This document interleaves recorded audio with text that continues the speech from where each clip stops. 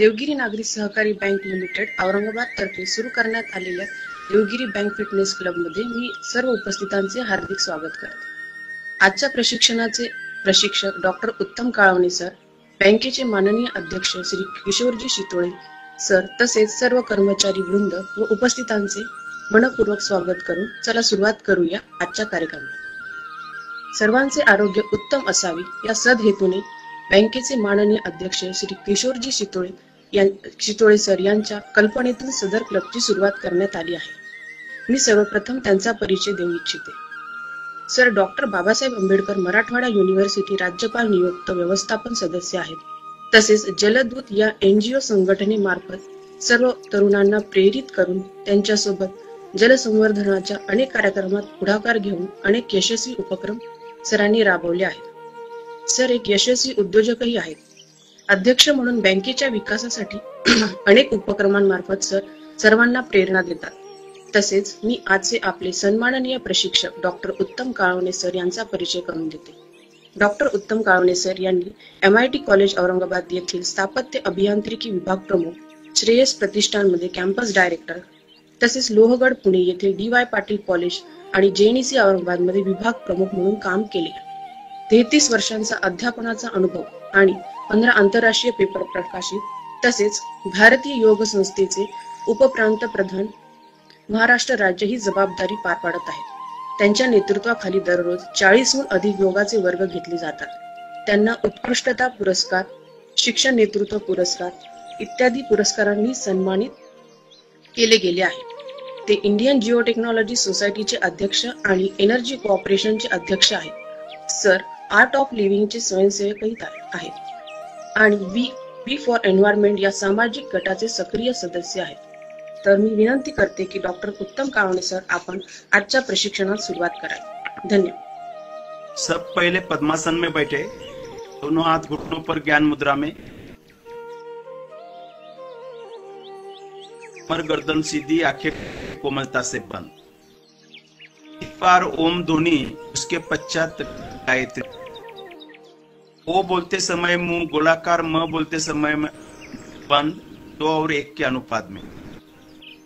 स्वर मधुर, श्रद्धायुक्त और लयबद्ध, प्रारंभ से अंत तक समान. ओम ध्वनि के लिए सांस भरे,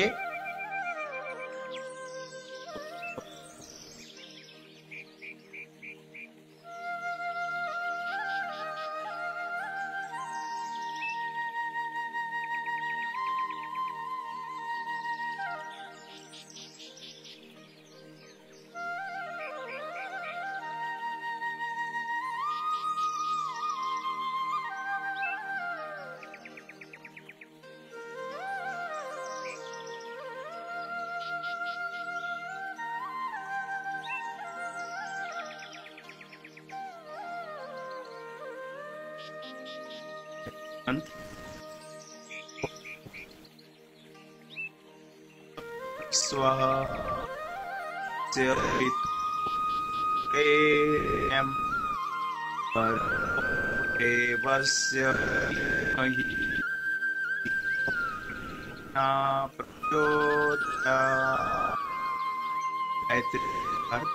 प्राण पवित्रता और आनंद के देने वाले आप सर्वज्ञ और सकल जगत, हम आपके उस उत्तम पाप विनाशक ज्ञान स्वरूप तेज का ध्यान करते हैं तो हमारी आप सदैव हमारी बुद्धि में प्रकाशित रहे और हमें सत्य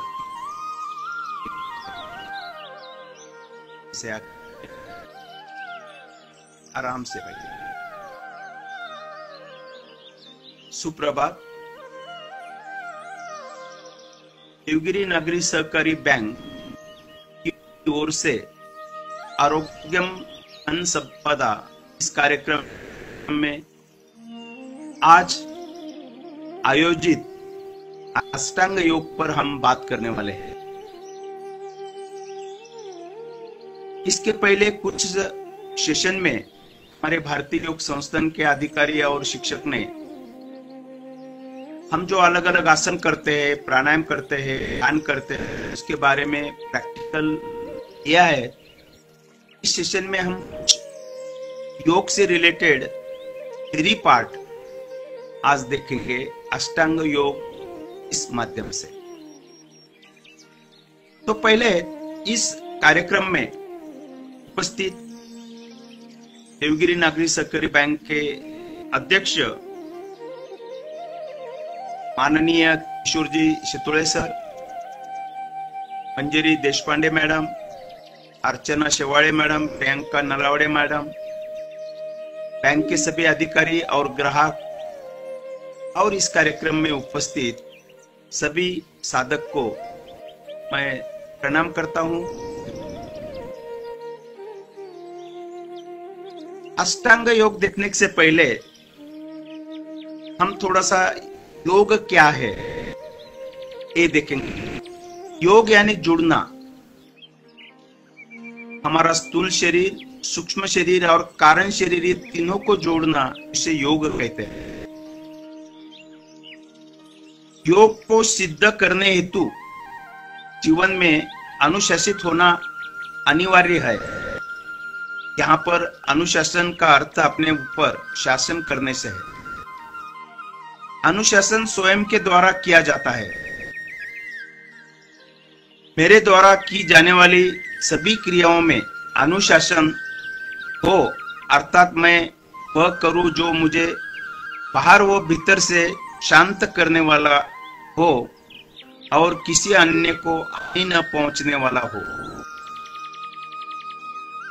अत का अर्थ है शुभारंभ करना, अर्थात एक ऐसे ग्रंथ का जिसमें योग की शिक्षा देने होती, योग के भेद, लक्षण, उपाय तथा फलों की व्याख्या की गई है, उसे आरंभ करने का आह्वान किया गया है। योग समाधि को कहा गया है। समाधि चित्त का धर्म है। चित्त की 5 अवस्था है। चित्त का अपना धर्म इसकी पहली 3 अवस्था में दबा हुआ रहता है तथा अंतिम 2 अवस्था में प्रकट होता है। चित्त मूढ़, क्षिप्त, विक्षिप्त अवस्था में दबा रहता है तथा एकाग्र व निरुद्ध अवस्था में यह प्रकट होता है। यही कारण है कि पहली 3 अवस्थाओं की गिनती योग की श्रेणी में नहीं होती, जब एकाग्र अवस्था संप्रज्ञात योग तथा अवस्था को असंप्रज्ञात योग कहा जाता है। योग चित्त वृत्ति निरोध, ही योग की व्याख्या आप सबको पता है। यानी चित्त की वृत्तियों को रोकना योग है। बहिर्मुखी वृत्तियों को सांसारिक विषयों से हटाकर उन्हें अंतर्मुखी बना देना तथा उन्हें चित्त के कारण अवस्था में लीन कर देना ही योग है। आज की इस सत्र में हम पतंजलि ऋषि ने हमें जो एक बहुत ही ज्ञानपूर्ण ग्रंथ क्या है, ग्रंथ का नाम है योग दर्शन। इस ग्रंथ में महर्षि पतंजलि ऋषि ने 155 सूत्र दिए हुए और ये 155 सूत्र 4 भागों में बटे हुए हैं।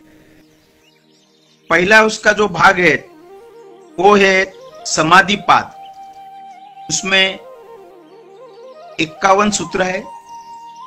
दूसरा है साधना पाद, उसमें 55 सूत्र है। तीसरा है विभूति पाद, उसमें भी 55 सूत्र है। और चौथा है कैवल्य पाद, उसमें 34 सूत्र। ऐसे टोटल 155 सूत्र महर्षि पतंजलि ने हमें दी है। और इसमें हम सुखी, आनंदी, समाधानी कैसे रह सकते हैं उसका अभ्यास किया तो हमें समझ में। आज जो अष्टांग योग हम देखने जा रहे हैं, इसी 155 सूत्रों से कुछ सूत्र जैसे जो साधना पाद में दूसरे खंड में वो दिए हैं, सूत्र नंबर 28, 29, और उसके बारे में अष्टांग योग ये समझा है। अष्टांग बोले तो 8 और योग के 8 अंग ऐसे भी हम उसको कह सकते हैं। और इस योग के 8 अंग 8 लिम्स ऑफ योगा, ये 8 प्रकार की विशिष्टताएं विकसित होती है। तो कौन से है वो 8 अंग? पहला है यम, दूसरा है नियम, तीसरा है आसन, चौथा है प्राणायाम, पांचवा है प्रत्याहार, छठवां है धारणा, सातवां है ध्यान और 8वां है समाधि। ऐसे 8 सूत्र हमारे पतंजलि ऋषि ने दिए हैं। यदि हम 8 सूत्रों का पालन करें तो निश्चित स्वरूप से हमें एक अलग अवस्था में हम जा सकते हैं। जो आजकल अलग अलग बीमारियां हैं, तनाव बढ़ गया है, उससे हम निश्चित स्वरूप से बच सकते हैं। तो ये जो 8 अंग है, महर्षि पतंजलि ऋषि ने जो 8 अंग जो दिए हैं, ये 8 अंग के बारे में आज डिटेल में वार्ता करने वाले हैं। और आखिरी में मैं विनंती करता हूं सभी साधक को जो ज्वाइन हुए, कुछ प्रश्न हो तो आखिरी में वो जरूर पूछ सकते हैं। प्रश्नोत्तर के लिए हम समय जरूर रखेंगे। अभी जो 8 अंग महर्षि पतंजलि ऋषि ने दिए हैं, मैंने जो अभी बताया वो दिए है सूत्र नंबर 28 और सूत्र नंबर 29। सूत्र नंबर 28 क्या है? योगांग गुणनुष्ठान दशुद्विक्षये ज्ञान दीप्ति राविवेक ख्याते। योग अंग अनुष्ठान, इसके बारे में इस सूत्र ने बताया है। और 29वां जो सूत्र है उसने ये दिया है यम नियमासन प्राणायाम प्रत्याहार धारणा ध्यान समाधयोष्टांग धानी।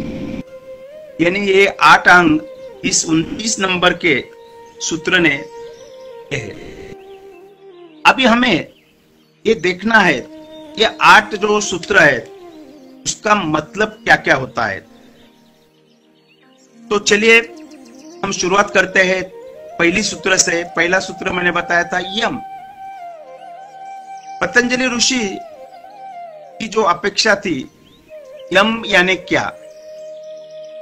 यम मुख्यतः समाज के लिए अधिक उपयोगी है। समाज के सभी वर्गों के लिए यमों का पालन अति अनिवार्य है। जो व्यक्ति जीवन में यमों का पालन नहीं करता है वह योग का अधिकारी नहीं। अतः एक बुद्धिमान व्यक्ति को यमों का पालन करना चाहिए। मनुष्य अपना व्यवहार जब संसार के साथ स्थापित करता है तो वह बहिर्मुखी होता है। इसी व्यवहार के कारण अविद्या, अस्मिता, राग, द्वेष, अभिनिवेश, ये 5 क्लेश उसे बहिर्मुखता की ओर ले जाते हैं, जिनके कारण वह सकाम कर्म करता है। पतंजलि योग सूत्र के अनुसार यम के 5 रूप माने गए हैं। यम ये 5 भागों में बांटा गया है। ये कौन से है 5 भाग जिनका समाज से गहरा संबंध है?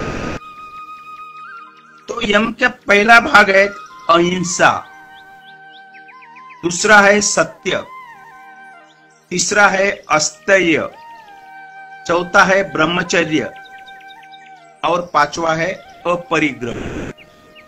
ये 5 यम के 5 अंग है। तो एक एक हम देखेंगे। पहला देखते हैं अहिंसा। हिंसा न करना, इसे हम अहिंसा कहते हैं, ये सबको पता है। शरीर, मन, वचन और कर्म से किसी को कष्ट न पहुंचाना अहिंसा है। किसी भी अन्य प्राणी को शारीरिक और मानसिक हानि दूसरों के द्वारा पहुंचवाना, उसे ऐसा करने के लिए प्रेरित करना या सहमति देना हिंसा की श्रेणी में आता है।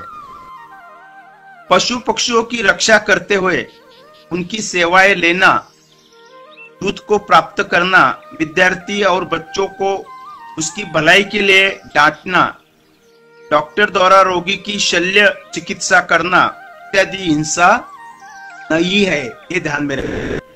और एक बार मैं बोलता हूं, पशु पक्षियों की सेवा करते हुए उनकी सेवाएं लेना, को प्राप्त करना, विद्यार्थी और बच्चों को उसकी भलाई के लिए डांटना, डॉक्टर द्वारा रोगी की शल्य चिकित्सा यानी ऑपरेशन करना, ये हिंसा में नहीं आते। काम, क्रोध, लोभ, मोह, मत्सर आदि भावना से के लिए जाने वाले सभी कार्य हिंसा है। शरीर, कर्मेंद्रिय, ज्ञानेंद्रिय, मन, अहंकार और बुद्धि में अलग अलग स्तर पर छिपी हुई हिंसा वृत्ति का नाश करना ही अहिंसा है। अभी दूसरा अंग देखते हैं हम यम का, वो है सत्य।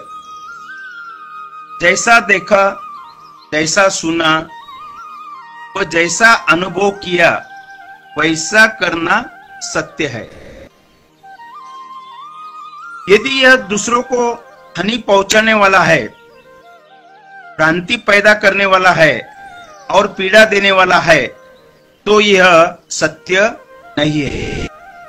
यदि वाणी किसी को धोखा और कष्ट पहुंचाने के लिए नहीं है, तो वह सत्य है, दूसरे के भले के लिए है और उसमें कटुता नहीं है, वह सत्य। मन से, वाणी से तथा कर्म से सत्य का पालन करना परम सत्य है। सत्य का पालन तभी संभव है जब शरीर स्वस्थ हो, मनोबल दृढ़ हो, बुद्धि स्थिर हो, पक्षपाती न हो तथा समस्थिति में हो। अहिंसा को सर्वथा सत्य रूप कहा गया है।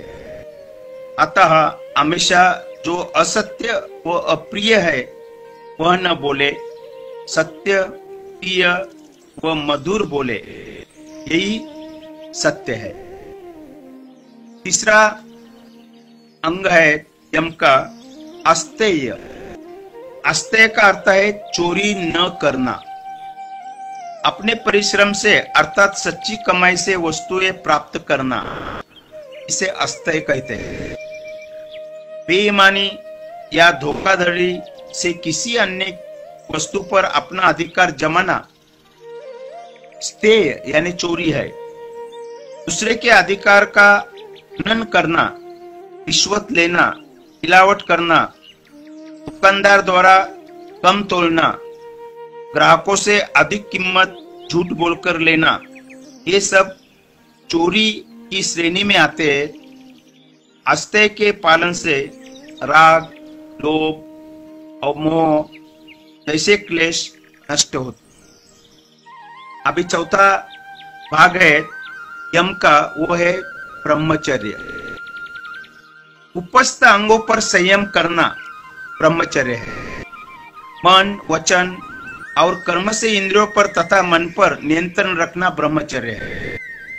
आंखों से अश्लीलता को न देखना, कानों से बुरी व गंदगी बातें न सुनना, नासिका से दुर्गंध युक्त पदार्थ न सूंघना, जीभ से अयुक्त भोजन न करना, त्वचा से ऐसा कुछ स्पर्श न करना जो मन को खराब कर सके। वीर्य ही सब शक्तियों का मूल कारण है। अतः वीर्य की रक्षा करना तथा प्रभु का चिंतन करते रहना ही ब्रह्मचर्य है। ब्रह्मचर्य से जीवन में आध्यात्मिक तेज, दिव्य आनंद, दैविक सामर्थ्य, आंतरिक आकर्षण और शांति सहज रूप में प्राप्त होने लगती।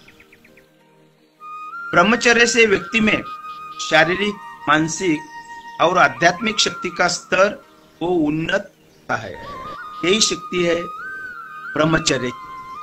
और आखिरी यम का जो अंग है वह है अपरिग्रह। आवश्यकता से अधिक धन संपत्ति का संग्रह न करना अपरिग्रह है। अनावश्यक संचय, लोभ, मोह, स्वार्थ, आसक्ति से बचना ही अपरिग्रह है। यदि पूरा समाज अपरिग्रह का पालन करता है तो समाज में न तो कोई गरीब होगा और न तो कोई का रहेगा। ये था यम और उसके 5 अंग। अभी अष्टांग योग का दूसरा अंग की तरफ हम चलते हैं। दूसरा अंग है अष्टांग योग का नियम। योग साधक के स्वयं यानी के लिए करने वाले नियम, इसे नियम कहते हैं। एक सुनिश्चित जीवन जिसमें अनुशासन हो, नियमितता हो, जिससे जीवन ऊर्जा ठीक दिशा में प्रवाहित हो। नियम से किया गया सतत अभ्यास जीवन में अनुशासन पैदा करता है। नियम से हमारा अभिप्राय अपने शरीर, मन, इंद्रियों, बुद्धि, अपने अंतःकरण के लिए जाने वाले व्यवहार से होता है। जब व्यक्ति जीवन में नियमों का अनुष्ठान करता है तो चिंता की पूर्ण, क्षिप्त और विक्षिप्त अवस्था खत्म होने लगती है। सत्व गुण की प्रधानता बढ़ने लगती है। चित्त पर जमा मल की परतें धुलने लगती है। व्यक्ति का जीवन सात्विक, पवित्र और दिव्य बनने लगता है। नियम के भी 5 रूप है। पहला है शौच, दूसरा है संतोष, तीसरा है तप, चौथा है स्वाध्याय और 5वां है ईश्वर प्राधिन। ये नियम के जो 5 अलग अलग रूप है उसके बारे में भी हम थोड़ा सा डिटेल में देखते हैं। पहला जो रूप है नियम का वो है शौच। शौच यानी शुद्धता, शुद्धि करना। शरीर के अंदर व बाहर की पवित्रता को शौच कहते हैं। शरीर, वस्त्र, स्थान को शुद्ध रखना और सात्विक आहार ग्रहण करना आदि बाहरी स्वच्छता के अंतर्गत आता है। धोती, बस्ती, नेति, नौली, त्राटक और कपालभाति से स्थूल शरीर शुद्ध होता है। जब शरीर शुद्ध होगा तब शरीर निरोग और स्वस्थ रहेगा। अभी इसमें जो अलग अलग योगाभ्यास में शुद्धि क्रिया दी है, धोती, बस्ती, नेति, नौली, त्राटक और कपालभाति, इसके ऊपर हम अगले सेशन में डिटेल में लेने वाले हैं। वो भी आप बिल्कुल उससे ज्वाइन हो सकते हैं। मन, बुद्धि और चित्त को निर्मल करना अंदर की स्वच्छता है। अंदर और बाहर से दोनों स्तर पर स्वच्छता को अपनाने से जीवन सुंदर बनता है। तमस और राजस की बाधाएं समाप्त होती है। चित्त निर्मल एवं मन एकाग्र व इंद्रियों अंतर्मुखी होती है। इतनी ताकत इस शौच में है। दूसरा रूप है नियम का, वो है संतोष। अपनी मेहनत यानी परिश्रम द्वारा जो प्राप्त हुआ उसमें सुख, संतुष्ट का अनुभव करना संतोष है। तृष्णा का त्याग करने पर जीवन में संतोष आता है। संतोष जब जीवन में आ जाता है तो व्यक्ति प्रसन्न रहता है, सच्चे सुख की अनुभूति करता है और अपने ऊपर संयम रखता है। इस गुण के कारण साधक अपना निर्वाह कम से कम आवश्यकताओं से कर पाता है। तीसरा रूप है नियम का, वो है तप। शरीर, प्राण, इंद्रियों तथा मन का संयम को तप कहते हैं। जिस प्रकार सुनार सोने को अग्नि से तपाकर उसे शुद्ध करता है, उसी प्रकार एक साधक तप के द्वारा अपने शरीर, मन, इंद्रियों व चित्त पर जमा मल की परतों की धुलाई करके उन्हें शुद्ध बनाता है। जीवन में उन्नति करके एकमात्र साधन तप है। चौथा रूप है स्वाध्याय। अपने आप को जानना, ये स्वाध्याय है। यह प्रक्रिया आत्मविश्लेषण करने से, आध्यात्मिक साहित्य पढ़ने से, शास्त्रों का अध्ययन मनन करने से, प्रवचन सुनने से, अपने अंदर जाने से संपन्न होती है। स्वाध्याय से सच्चे ज्ञान की प्राप्ति होती है। स्वाध्याय से चित्त पर जमा क्लिष्ट उपद्यो धीरे धीरे हटने लगती और हमारा अंतःकरण पवित्र कहा जाता है। गायत्री मंत्र का भावार्थ सहित जप करना स्वाध्याय की एक श्रेष्ठ तकनीक है, जिससे हमारा अंतःकरण पवित्र हो जाता है। और जो आखिरी रूप है नियम का, वो आखिरी रूप है ईश्वर प्रणिधान, यानी ईश्वर भक्ति। सर्वव्यापी परमात्मा के प्रति पूर्णतः समर्पित होना, रोम रोम में उसकी दिव्य उपस्थिति का अनुभव करना ईश्वर प्रणिधान है।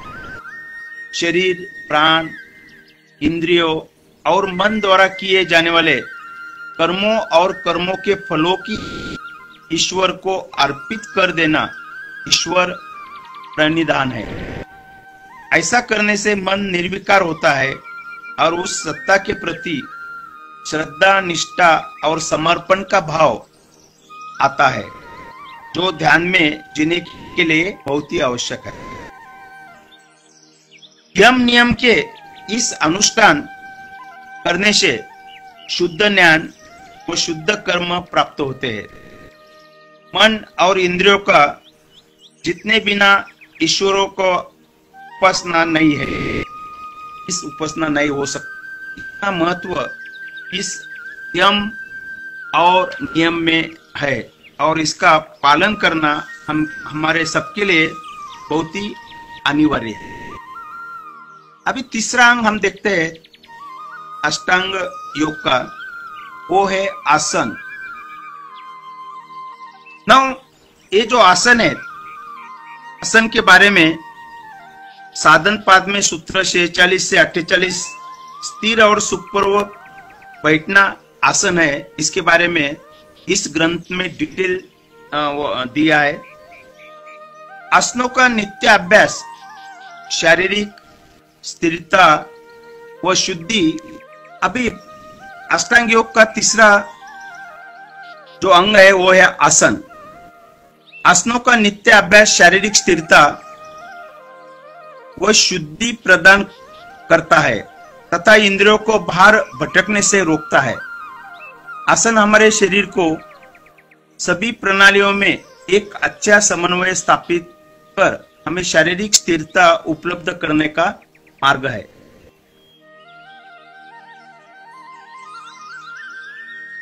आज इंसान इतना तनाव युक्त जीवन जीता है कि स्थिर होकर सुखपूर्वक बैठना उसे आता ही नहीं। इंसान का मन स्वयं के नियंत्रण में नहीं रहा है और इसके बारे में अष्टांग योग में आसन क्या है वो सूत्र खंड के 2 सूत्र क्रमांक 46 में दिया है। स्थिर सुखमासन। स्थिर सुख तो आसन है, उसे आसन का है। स्थिर सुखम यानी जो स्थिर और सुखदायी हो, आसनम यानी वो आसन है। स्थूल शरीर से ये संबंधित है और जब शरीर को बिना लाए डुलाए एक स्थिति में देर तक रोका जा सके उसे आसन कहते हैं। ये शरीर की लचक व स्थिरता को दर्शाता है। सुख मन से संबंधित है। जब आसन की पूर्ण स्थितियों में साधक रुकता है तो उसे शारीरिक वेदना न हो तथा वह मानसिक स्तर पर सुख अनुभूति करे, इस सुख कहा गया है। आसन करने के मुख्यतः लक्ष्य है, 2 लक्ष्य है। एक है शरीर को स्वस्थ, निरोगी और बलवान बनाना और दूसरा है शारीरिक स्थिरता प्राप्त करना। किसी भी एक स्थिरासन में देर तक बैठकर ध्यान या समाधि लगाना, इसे आसन कहते हैं। स्थूल शरीर संबंध करता है, स्वास्थ्य बनता है, वात पित्त कफ धातु का संतुलन बनाता है। अलग अलग आसन करने से सभी पांचों तत्व, सातों धातु, ग्रंथियां, मांसपेशियां, सभी प्रणालियों में सामंजस्य बनाता है। शरीर में लचक आती है। पांचों तत्व कौन से हैं? पृथ्वी तत्व, जल तत्व, अग्नि तत्व, वायु तत्व और आकाश तत्व। प्रणालियां अलग अलग है हमारे शरीर में, जैसे स्नायु प्रणाली, ग्रंथि प्रणाली, पाचन प्रणाली, विसर्जन प्रणाली, श्वसन प्रणाली, रक्त संचारण प्रणाली, ऐसे अलग अलग प्रणालियां हमारे शरीर में है। आसनों में स्थिरता व सुख के अनुभव करने से हमारा दृष्टिकोण, साधक जब आसनों का अभ्यास करता है तो उसे आसन की 5 अवस्था से करना पड़ता है। कौन सी है वो 5 अवस्था? पहली है शरीर को मोड़ना, दूसरी है श्वासों को संबंध, तीसरी है स्थिरता, चौथी है एकाग्रता और 5वीं है मंत्र जप।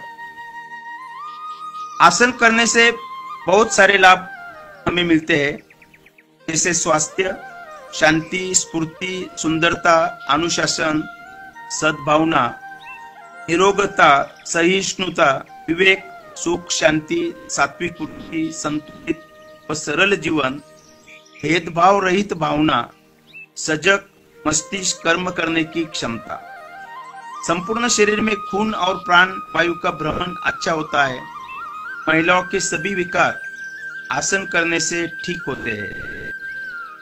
आसन हम अलग अलग स्थिति में करते हैं, सबको पता है। बैठक स्थिति, खड़ी स्थिति, पेट के बल, पीठ के बल, और ये अलग अलग स्थिति में हम अलग अलग आसन करते हैं। बैठक स्थिति में हम करते हैं कमर चक्रासन, पश्चिमोत्तानासन, कोणासन, वज्रासन, जानुशिरासन, भद्रासन, गोरक्षासन, गोमुखासन, वक्रासन इत्यादि। खड़ी स्थिति में हम करते हैं त्रिकोणासन, वृक्षासन, ताड़ासन, अश्वत्थासन, गरुड़ासन, अर्धचंद्रासन, पादहस्तासन इत्यादि। पेट के बल हम करते हैं जंगासन, सर्पासन, शल्भासन, धनुरासन, नौकासन इत्यादि। और पीठ के बल हम करते हैं पवन मुक्तासन, पादोत्तानासन, हस्तपादोत्तानासन, चक्रासन, सेतुबंधासन, हलासन, सर्वांगासन, मत्स्यासन, शवासन। ये अलग अलग आसन हम अलग अलग स्थिति में करते हैं। ये था हमारा अष्टांग योग का तीसरा अंग। अभी चौथा जो अंग है, चौथा अंग है प्राणायाम। प्राणायाम भी बहुत ही महत्वपूर्ण अंग है। चौथा अंग है प्राणायाम। प्राण और आयाम, इन 2 शब्दों से मिलकर बना है प्राणायाम। अपने प्राणों का निश्चित आयाम देना है प्राणायाम। श्वास को विशेष प्रकार से रोकने एवं छोड़ने की प्रक्रिया को प्राणायाम कहते हैं। श्वास पर नियंत्रण ही प्राणायाम है। हर क्रिया के मूल में वृत्ति होती है और इस वृत्ति यानी स्वभाव का नियंत्रण प्राणायाम से संभव है। मिट्टी के कच्चे घड़े में यदि जल भर दिया जाए तो वह गलकर नष्ट हो जाता है, परंतु यदि घट को पकाकर जल भरे, घट न गलेगा और न ही नष्ट होगा। इसी प्रकार जीव के अपरिपक्व शरीर प्राणायाम के द्वारा ही परिपक्व हो सकता है। महर्षि पतंजलि ने प्राणायाम के बारे में दूसरे पाद में 49वां सूत्र दिया है, और वो सूत्र है तस्मिन् शान सति श्वास प्रश्वास योग तीर्थ विच्छेदा प्राणायाम। यानी आसन को सिद्ध करने के बाद श्वास प्रश्वास की स्वाभाविक गति को देना ही प्राणायाम है। प्राण और अपान वायु के मिलन को प्राणायाम कहते हैं। प्राणायाम के मुख्य 3 भाग है। श्वास भरना यानी पूरक, श्वास निकालना यानी रेचक, और श्वास रोकना यानी पूरक यानी अपान वायु में प्राण को मिलाना, रेचक यानी प्रश्वास यानी प्राण में समान का मेल बनाना, और कुंभक यानी श्वास रोकना। कुंभक के 2 प्रकार है, आंतरिक कुंभक और बाह्य कुंभक। जब हम सांस लेने के बाद अंदर ही रुकते हैं उसे आंतरिक कुंभक कहते हैं, और जब सांस छोड़ के बाहर रुकते हैं उसे बाह्य कुंभक कहते हैं। प्राण और अपान दोनों की गति को रोकना, इसे हम कुंभक कहते हैं। जिस प्रकार यम नियम एक दूसरे से अलग नहीं किया जा सकता है, अर्थात यमों का पालन बिना नियमों का पालन करना संभव नहीं है, उसी प्रकार आसनों में स्थिरता प्राप्त किए बिना प्राणायाम संभव नहीं है।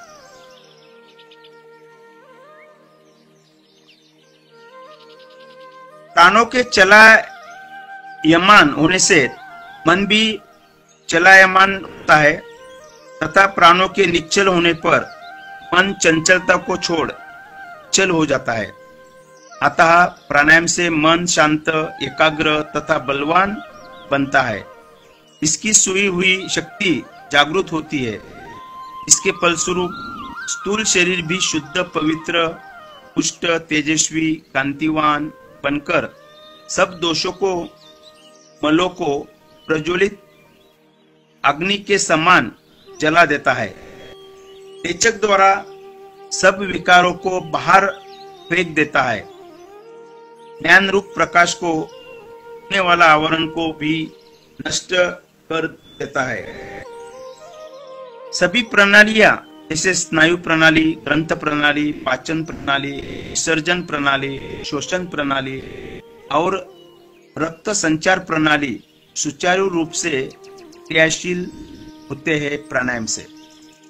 प्राण पर जय और मन की एकाग्रता प्राणायाम की साधना का उद्देश्य है। प्राणायाम से होने वाले विशेष लाभ इस प्रकार है। प्राणायाम के अभ्यास से श्वास गहरे व लंबे बनते हैं, जिससे आयु दीर्घ होती है।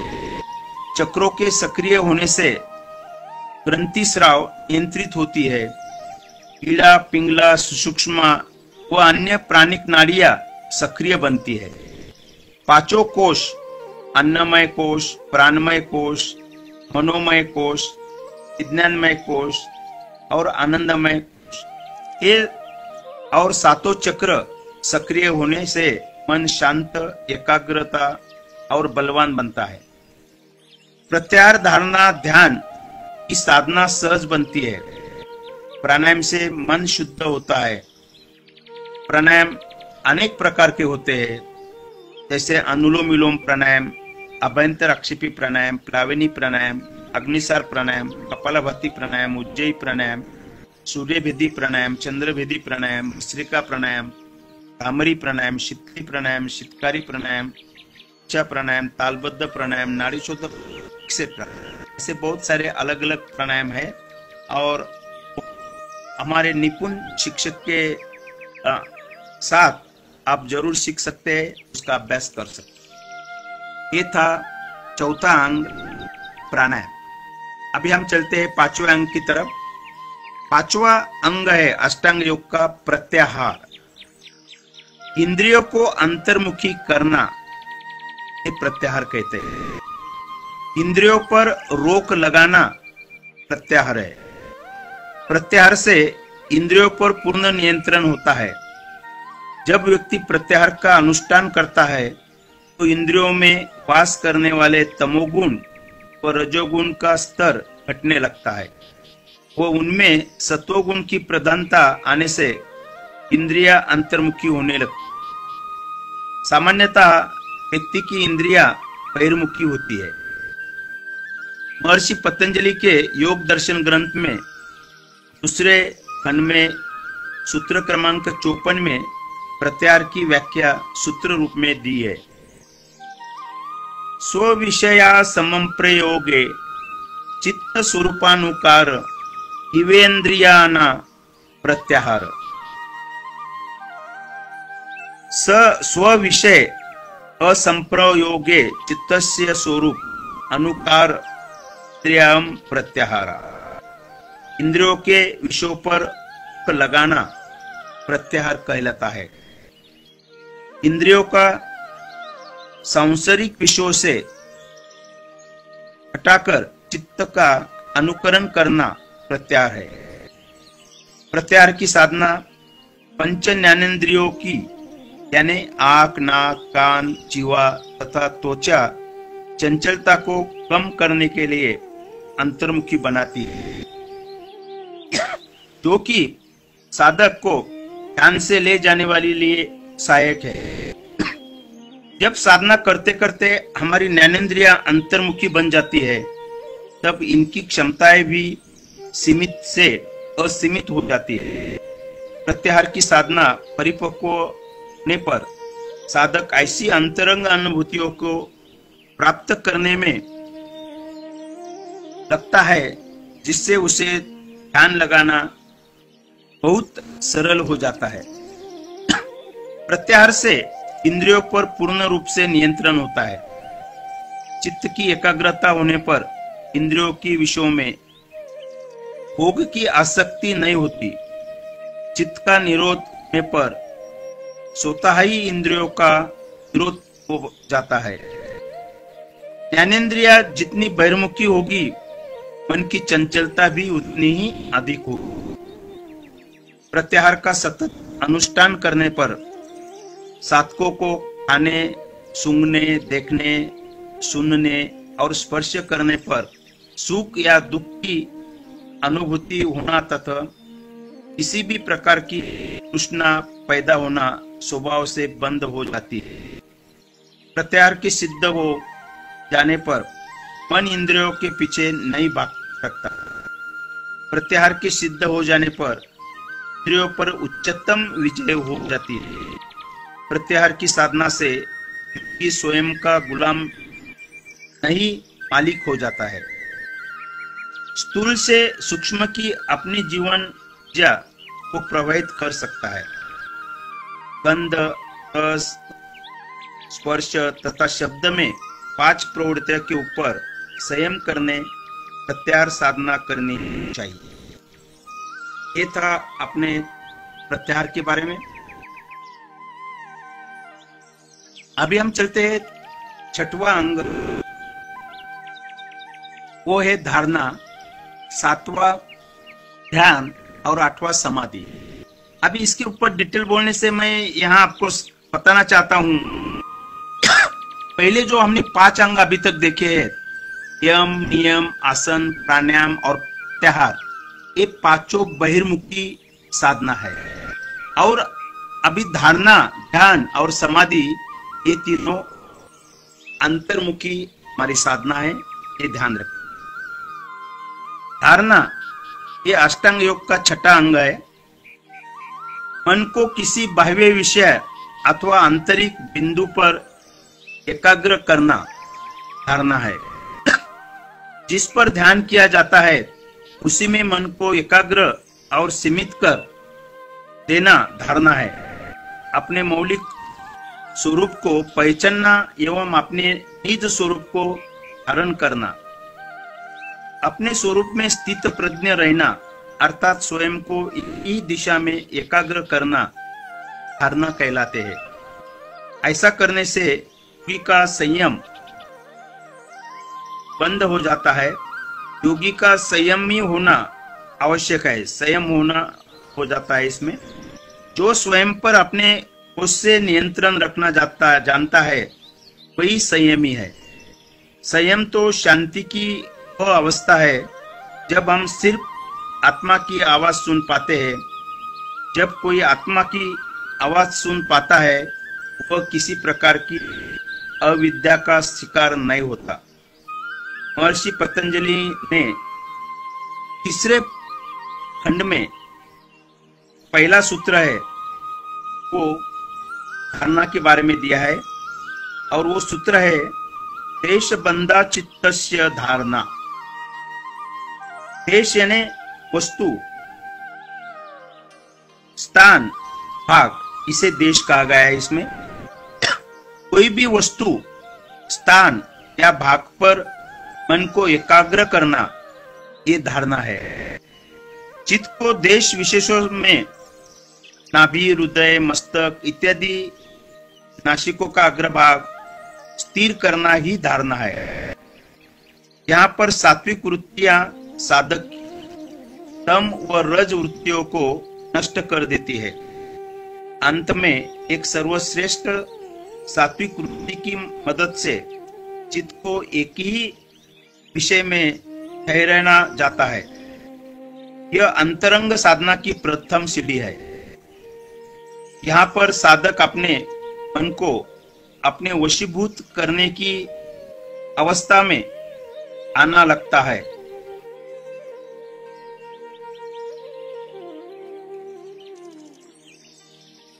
संसार के कष्टों, दुखों से मुक्ति के लिए एकमात्र मार्ग धारणा है। धारणा का अभ्यासी सूक्ष्म अंतर्दृष्टि प्राप्त कर सकता है। वह किसी भी कार्य को बड़ी कुशलता से संपन्न कर सकता है। धारणा आवेग, विचारों को शांत करती है, विचार शक्ति को दृढ़ और स्पष्ट बनाती है। धारणा तभी की जा कर सकती है जब मन सभी प्रकार के विक्षोभों से मुक्त हो। भगवद गीता के अध्याय 5 में 27वें श्लोक में इस क्रिया विधि को निर्दिष्ट किया है और वो कहा है, स्पर्शान कृत्वा बहिर्बाह्य चक्षु स्वचांतरे भूमा प्राणापानो समूहा कृत्वा नासाभ्यंतर नारियो। बाह्य संपर्कों को दूर करके दृष्टि को भूमध्य में केंद्रित करे। इसे भूमध्य यानी दृष्टि भी कहते हैं। अष्टांग मैंने जो बताया था, ये पहले जो अंग थे 5 वो बहिर्मुखी थे और अभी 3 जो है वो अंतर्मुखी। ये अंतर रंग साधना इसमें प्राप्त होती। 7वां अंग है अष्टांग योग का, वो है ध्यान। बहिरंग साधना को अंतरंग साधना में बदलना ध्यान है। अस्थिरता को स्थिरता में बदलना ध्यान है। अशांति को शांति में बदलना ध्यान है। ध्यान अंतर यात्रा है। बिना इस यात्रा के हम योग की गहराई में नहीं पहुंच पाएंगे और अपने आप को, अपनी आत्मा को नहीं देख सकूंगे। अंदर की यात्रा के लिए, आत्मानुभूति के लिए ध्यान आवश्यक ही नहीं, परम आवश्यक है।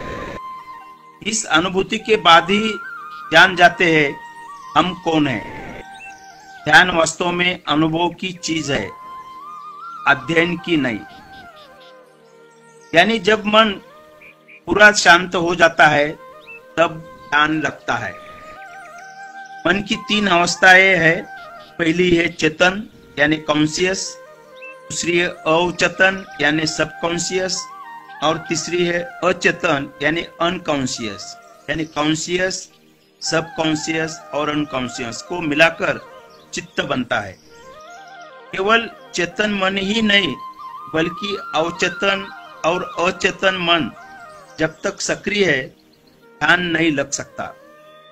जब मन के क्रियाकलाप 3 स्तरों चेतन, अवचेतन और अचेतन पर बंद हो जाते हैं तब हम ध्यान में, गहराई में, समाधि में पहुंचते हैं।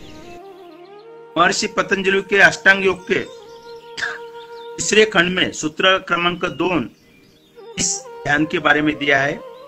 तत्र प्रत्ययाकतनाता ध्यानम। जिस लक्षित वस्तु में चित्त को लगाया जाए उसी में एकतानता हो जाना ही ध्येय वस्तु के साथ सदाकर हो जाना ध्यान है। दूसरे शब्दों में हम इसे कह सकते हैं, चित्त का ध्येय वस्तु से क्षण मात्र के लिए भी विचलित न होकर धारावत प्रवत बनना ध्यान है। धारणा की परिपक्व अवस्था में जब साधक को केवल लक्षित वस्तु के अतिरिक्त अन्य किसी वस्तु, देश, काल, स्थान आदि को कोई बोध नहीं रहता, उसे हम ध्यान की अवस्था कहते हैं। ध्यान चित्त की निर्विकार अवस्था है। ध्यान के बहुत सारे लाभ है। ध्यान करने से हमें अपने आप से मिलाता है, हमें अंतर्मुखी बनाता है। ध्यान करने से मन शांत और स्थिर हो जाता है। जगत के सुख दुख उसे विचलित नहीं करते। वह अपने चारों ओर होने वाली दुनिया की घटनाओं को साक्षी भाव से देखता है। उसके विचार और व्यवहार संतुलित और समरस हो जाते हैं।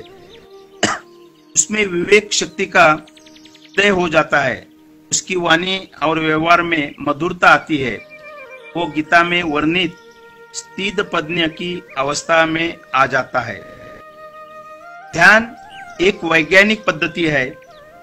वैज्ञानिक परीक्षण द्वारा देखा गया है कि ध्यान की साधारण अवस्था भी मस्तिष्क में अल्फा तरंग पैदा होती है, जिससे साधक को एक तरह की शांति और परम आनंद का अनुभव होने लगता है। ध्यान के अभ्यास से हमारे शरीर की सुप्त ग्रंथियां जागरूक और सक्रिय हो जाती है। अनिद्रा, रक्तचाप, हृदय रोग, तनाव, बेचैनी, अशांति और स्नायु रोग में ध्यान बड़ा ही उपयोगी और रामबाण की तरह है। ध्यान मनुष्य को सुख और शांति प्रदान करता है। आप भी योग और ध्यान की शरण में आए और अपने को सुखी, शांत और आनंदी बनाए। ध्यान करने के लिए कुछ निर्देश, गाइडलाइन भी है। वो क्लास में जब ध्यान लेते हैं तब निपुण शिक्षक आपको वो सब बता देता है। और आखिरी 8वां अंग है समाधि। महर्षि पतंजलि के अष्टांग योग के 8वें और आखिरी अंग समाधि के बारे में पतंजलि योग दर्शन सूत्र क्रमांक 3 जो खंड है उसमें 3 सूत्र है, तदव्यार्थ मात्र निर्भांस्य स्वरूप शून्यमेव समाधि। यानी जब मन धारण किए गए विषय के साथ एकरूप हो जाता है वह समाधि है। तब वासनाओं की स्वतः ही गिर जाती है। विक्षेप हटाकर चित्त का एकाग्र होना ही समाधि है। ध्यान में जब चित्त ध्यानाकार को छोड़कर केवल ध्येय वस्तु के आकार को ग्रहण करता है तब उसे समाधि कहते हैं। समाधि ध्यान की चरम सीमा है। जब ध्यान की अतिशयता और पक्व अवस्था होती है तब चित्त से ध्येय का द्वैत और तत्व संबंधी का भान चला जाता है। ध्यान में ध्येयकार वृत्ति का प्रभाव समाप्त हो जाता है। उसके समाप्त होते ही समाधि प्राप्त होती है। इस स्थिति में पहुंचने के लिए ध्यान का अधिक अभ्यास करना पड़ता है। ध्यानावस्थाओं में ध्यान, ध्येय, वस्तु एवं ध्याता अलग अलग प्रतीत होते हैं, किंतु समाधि में ध्येय वस्तु ही शेष रहती है। ध्यान, ध्याता और ध्येय ये तीनों एकरूप हो जाते हैं। समाधि में केवल ध्येय और ज्ञान होता है। परिपक्वावस्था में केवल ध्येय ही सात्विक प्रवाह रूप से बुद्धि स्थिर होती और उसमें प्रज्ञालोक और ज्ञान ज्योति का उदय हो जाता है। ध्यान की अंतिम स्थिति का नाम समाधि है। योगियों तथा सन्यासियों के पार्थिव जीवन की अंतिम स्थिति को भी समाधि कहते हैं। सन्यासियों के मरने पर कहते हैं समाधिस्थ हो गए। की मृत्यु के बाद जहाँ उन्हें दफनाया जाता है उसे भी समाधि कहते हैं। समाधि की अवस्था में समाधिस्थ योगी को शरीर की भान नहीं होती, शरीर रहते हुए भी विलुप्त सा हो जाता है। हमारे 3 शरीर है, पहला है स्थूल शरीर, दूसरा है सूक्ष्म शरीर, तीसरा है कारण शरीर। समाधि स्थूल शरीर, सूक्ष्म शरीर और कारण शरीर से आगे की अनुभूति है। वहां केवल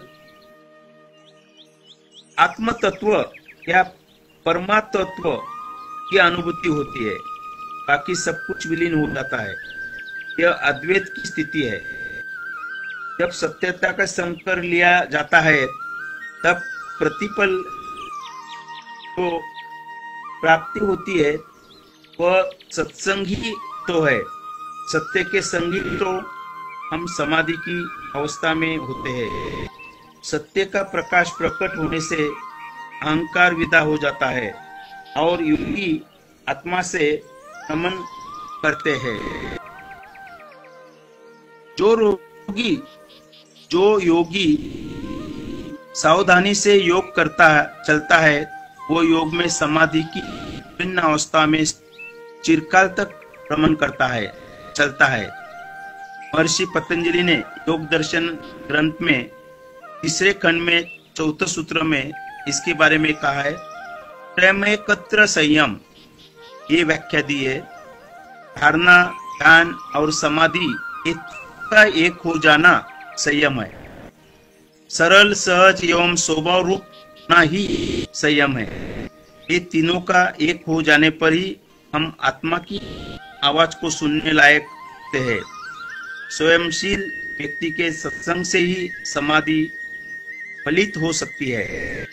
धारणा, ध्यान और समाधि के माध्यम से ही हमें सत्य की झलक मिलती है। एक सत्य की झलक अनेक झूठी अवधारणाओं को हटाने के लिए पर्याप्त है। धारणा और ध्यान सद जाने पर अंतर प्रकाश का आविर्भाव होता है। ऐसी अवस्था में साधक का सब प्रकार का भटकाव समाप्त हो जाता है।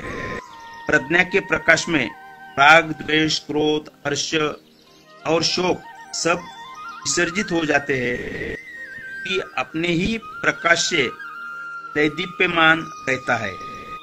यही है समाधि। तो इसी प्रकार ये हमारे महर्षि पतंजलि ने योग दर्शन ग्रंथ में अष्टांग योग के बारे में दिया है। यदि हम ये इस अष्टांग योग का पालन करेंगे, योग के 8 अंग का पालन करेंगे, निश्चित रूप से जो आत्मविश्वास है सब सुखी, समाधानी, सेटिस्फाइड, मुक्त, तनाव मुक्त निश्चित रूप से रह सकते। इसी के साथ मेरे वाणी को मैं यहाँ विराम देता हूँ। करो योग, रहो निरोग। धन्यवाद काळवणे सर, आपण दिलेल्या अत्यंत उत्कृष्ट मार्गदर्शनाबद्दल सर्व उपस्थितांचे आभार। पुन्हा भेटूया पुढच्या शुक्रवारी पुढच्या सत्रात। धन्यवाद। देवगिरी नागरी सहकारी बँक लिमिटेड औरंगाबाद पारदर्शकतेसह विश्वासार्ह आणि सर्वोत्तम आर्थिक सेवा देणारी बँक म्हणून सुपरिचित असून सामाजिक उपक्रमातही नेहमी अग्रेसर असते। बँकेने आर्थिक आरोग्यासोबतच शारीरिक आणि मानसिक आरोग्य जपण्यासाठी सामाजिक बांधिलकीच्या भावनेतून सर्वांच्या सुदृढ आणि निरोगी आरोग्यासाठी देवगिरी बँक फिटनेस क्लब हा अभिनव उपक्रम हाती घेतला आहे। सर्वांनी आपल्या आर्थिक उन्नतीसाठी देवगिरी बँकेच्या विविध सुलभ सेवांचा लाभ नक्की घ्यावा। त्यासोबतच आपले आरोग्य उत्तम ठेवण्यासाठी फिटनेस क्लबच्या विविध उपक्रमांमध्ये सुद्धा सहपरिवार सहभागी व्हावे ही आग्रहाची विनंती। चला तर मग देवगिरी बँकेसोबत वाटचाल करूया आर्थिक आणि आरोग्य संपन्न आयुष्याकडे।